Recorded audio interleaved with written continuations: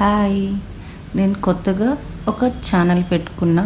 నా ఆలోచనలు అని నాకు మనసులో అనిపించినవి ఇక్కడ పెట్టాలి, అందరికీ షేర్ చేసుకోవాలి అనుకున్నాను. సో మీ కామెంట్స్ ద్వారా నా ఆలోచన, నా ఒపీనియన్ రైటా రాంగా, let's go for some discussions.